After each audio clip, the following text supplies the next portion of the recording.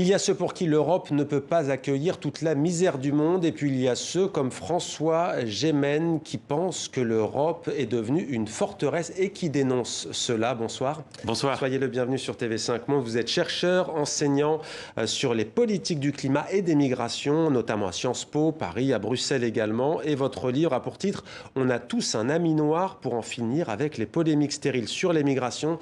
C'est chez Fayard. J'aimerais d'abord vous montrer une image pour commencer, François Gémen, parce qu'elle est sans doute le symbole de la faillite de la politique européenne en matière de migration. Le camp de Moria, sur l'île de Lesbos, il a été ravagé par les flammes.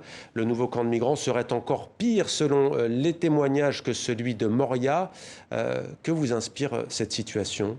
C'est un vrai symbole, au-delà de l'urgence et de la détresse humanitaire des 13 000 demandeurs d'asile qui s'y trouvent. C'est un symbole de l'absence de politique européenne d'asile et de migration qui ne veut pas traiter cette question et qui donc essaye de repousser les gens jusqu'aux frontières extérieures de l'Europe comme s'ils étaient des indésirables.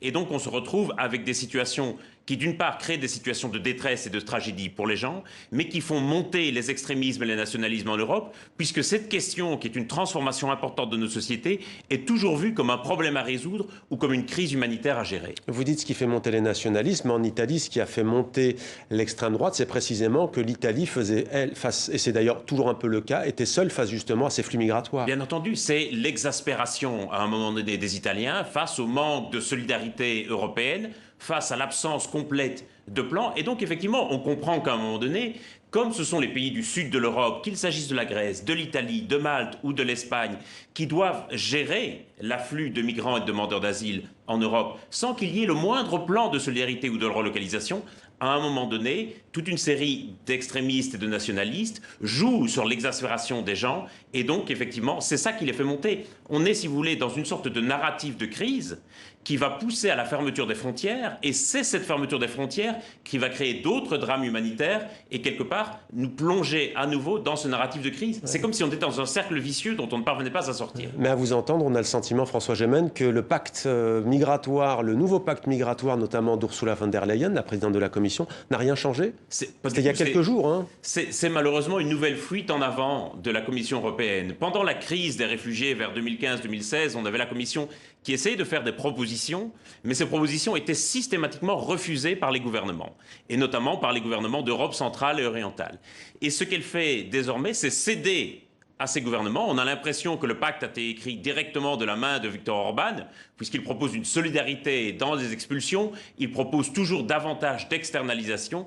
En quelque sorte, on cède au diktat de Viktor Orban, le Premier ministre de la Hongrie, Premier ministre hongrois, qui voudrait faire une Europe forteresse, mais faisant ça, l'Europe ne va ni résoudre le problème de l'asile, ni parvenir à ressouder l'Europe sur cette question, et elle va y perdre ses valeurs au passage. Est-ce que c'est pas exagéré de dire Viktor Orban ne veut pas des migrants, comme si la France, par exemple, en voulait, alors qu'on sait qu'elle en accueille très peu? C'est toujours un peu facile, non, d'aller vers ces gouvernements-là On est globalement, et c'est pas uniquement, c'est vrai que Viktor Orban est une sorte de symbole, mais globalement, partout en Europe, on est dans une logique où on se dit qu'il faut essayer de résister aux migrations, où le mot d'ordre, c'est de contrôler, de juguler, de maîtriser les flux migratoires. En réalité, c'est une entreprise qui est vouée à l'échec dès le départ. Vouloir contrôler les migrations, c'est comme vouloir empêcher la nuit de succéder au jour. C'est par nature voué à l'échec. Et donc, ce pourquoi je plaide dans le livre, c'est pour qu'on ait une approche proactive et qu'on essaye d'organiser les migrations dans l'intérêt de tous, dans l'intérêt des migrants en premier lieu, mais aussi dans l'intérêt des pays de destination et des pays d'origine. Là, on est dans une optique purement réactive qui, finalement, ne sert personne. Alors on va prendre un exemple concret, on en parle beaucoup ces derniers jours, il s'agit de celui des jeunes Tunisiens. Ils sont désormais la première nationalité parmi les migrants qui arrivent clandestinement en Italie. Plus de 6300 jeunes ont rejoint les côtes italiennes pour les seuls mois de juillet et d'août dernier. C'est 6 fois plus que l'an dernier par exemple, près de 10 ans après la Révolution et le départ de Ben Ali. Pourquoi autant de jeunes prennent-ils le risque de cette traversée de la Méditerranée? Voyez ce reportage de notre correspondante Maureen Mercier. Elle a rencontré deux jeunes, deux cousins. Les prénoms ont été modifiés. Voici son reportage. Ces images sont synonymes d'espoir pour Ahmed. Comme des milliers de jeunes, il n'a qu'une obsession, partir en Italie. À 24 ans, il a essayé déjà 12 fois de traverser la Méditerranée. Sa dernière tentative, c'était en juillet. En Tunisie, tu galères à fond, il n'y a pas d'argent. Quand on est payé 20 dinars la journée de travail, qu'est-ce qu'on peut espérer? Avec ça, j'ai tout juste de quoi m'acheter des cigarettes, mon casse-croûte et payer les frais de transport pour aller au boulot. Donc ici, penser à faire ta vie, te marier, c'est juste impossible. C'est l'absence de perspective qui me pousse à vouloir partir. Ici, je n'ai aucun avenir. Donc je fais des petits boulots, j'économise et au bout d'1 an et demi, je retente la traversée. Aujourd'hui, Ahmed a rendez-vous chez des amis. Ahmed, de dos, en violet. À sa droite, son cousin, Lotfi. Lui a réussi à partir en Italie. Il raconte les années de galère qui ont suivi avant d'être finalement expulsé en Tunisie. Une fois en Europe, j'ai plongé dans les trafics de drogue. Et puis, moi aussi, je me suis mis à consommer de la cocaïne. La tentation de l'argent facile l'a emporté. Ce que je gagnais en un mois dans un boulot légal en Italie, mon entourage le gagnait en une seule nuit. En Europe, les chances de décrocher un boulot autre que dans le trafic sont maigres. Ici, c'est une sorte de maladie contagieuse. Tous les jeunes veulent partir. La preuve, avec Ahmed, il entend son cousin mais ne changera pas d'avis. Il n'a qu'une obsession, fuir la Tunisie, quitte à mourir.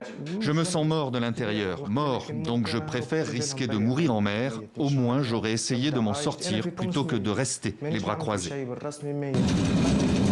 Les jeunes des classes moyennes et populaires ici ont de quoi vivre, mais pas de quoi s'épanouir. Alors, pour chasser le mal-être, comme Ahmed, beaucoup s'anesthésient en attendant de pouvoir peut-être enfin partir. Fumer 2 ou 3 joints par jour, c'est le seul moyen que j'ai trouvé pour avoir un peu de répit. Ça chasse mes idées noires. J'en ai besoin. Si je ne fume pas, je ne dors plus. Dans mon quartier, je suis entouré de gens qui ont de l'argent. Donc si je ne m'anesthésie pas, j'ai peur de ce que peut entraîner ma jalousie. Parce que moi, j'ai envie d'être à leur place. Fumer, ça me permet de ne pas les braquer, les voler, les agresser. Ça me permet de ne pas sombrer dans la délinquance. Avant de se retrouver en Italie, son cousin n'avait jamais imaginé vendre de la drogue. Ahmed, lui, se montre fataliste. Vendre de la drogue, ce n'est pas un crime comme assassiner ou violer. Ce n'est pas légal, d'accord, mais ça n'est pas un crime grave. Et puis, c'est le client qui vient à toi. 24 ans et plus aucune illusion. 10 ans après la Révolution, Ahmed illustre un écœurement, un malaise partagé par toute une partie de la jeunesse tunisienne. Celle qui rêvait d'un ascenseur social, restée en panne. Le désespoir de la jeunesse tunisienne. François Gemène, la question que beaucoup se posent, faut-il accorder l'asile à des jeunes qui ne fuient ni la guerre ni la dictature, mais qui fuient justement le manque de perspective et le chômage? Certainement pas l'asile. L'asile est une protection humanitaire qui aujourd'hui doit être réservée pour ceux qui craignent pour leur vie. Maintenant, le problème, c'est que nous avons tellement réduit les autres voies d'accès au territoire, nous avons un tel vide de politique d'immigration que l'asile est devenu pour beaucoup la seule voie d'entrée possible sur le continent européen. Et c'est ça qui crée un engorgement de la procédure d'asile.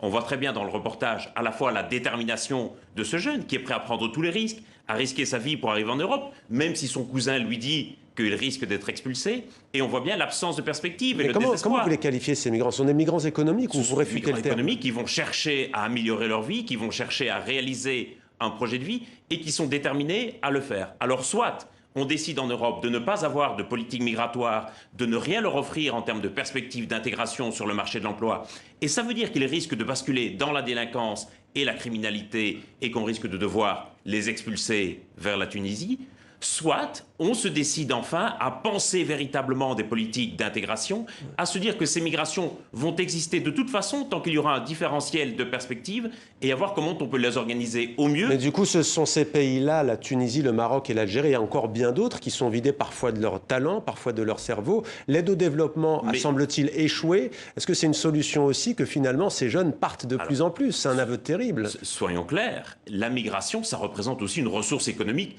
très importante pour les pays du Maghreb. Les remises d'épargne, c'est-à-dire l'argent qui est envoyé par les migrants vers leur famille dans leur pays d'origine, ça représente jusqu'à 10% du PIB du Maroc.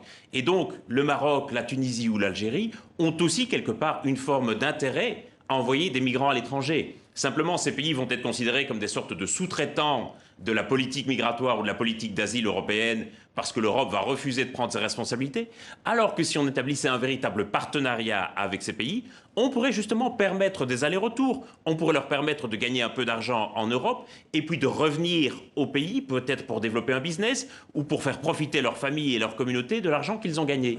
Il y a une phrase qui est souvent reprise pour celles et ceux qui disent que finalement on ne peut pas accueillir tout le monde. C'est la fameuse phrase de Michel Rocard, ancien Premier ministre français.